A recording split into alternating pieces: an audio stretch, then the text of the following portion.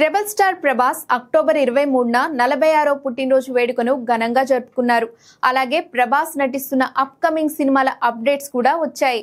The Raja Saab, fauji, కల్కి 2 వంటి చిత్రాలతో పాటు సందీప్ రెడ్డి వంగ డైరెక్షన్ లో రూపొందుతున్న స్పిరిట్ నుంచి అదిరిపోయే అప్డేట్ వచ్చింది.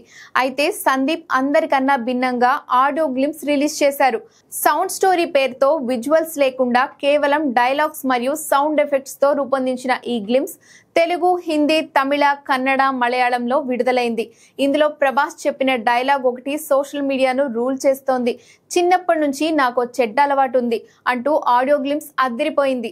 అయితే ఇప్పుడు తెలిసిన విషయం ఏంటంటే ప్రభాస్ వాయిస్ ను AI టెక్నాలజీ ద్వారా క్రియేట్ చేశారట. ప్రభాస్ బిజీగా ఉండడంతో అందుబాటులో లేరట. దీంతో Sandeep Reddy AI dubbing software ఉపయోగించి ప్రభాస్ వాయిస్ ను రీక్రియేట్ చేశారట. ప్రకాష్ రాజ్ వాయిస్ తో ఈ టీజర్ లో మెయిన్ డైలాగ్స్ ఉన్నాయి. కానీ ప్రభాస్ AI వాయిస్ తో అందరికీ కనెక్ట్ అయ్యేలా చేశాడు సందీప్. ఒక రకంగా చెప్పాలంటే టాలీవుడ్ లో ఈ AI వాయిస్ ఉపయోగం షాకింగ్ అనే చెప్పాలి. అయితే ఇందులో ఎంతవరకు నిజముందనేది తెలియాల్సి ఉంది. కానీ సౌండ్ స్టోరీలో మాత్రం ప్రభాస్ ఒరిజినల్ బేస్ వాయిస్ అయితే లేదనే చెప్పాలి. అయినా కూడా ఇది మాత్రం ఫ్యాన్స్ ను తెగ ఇంప్రెస్ చేసిందనే చెప్పాలి.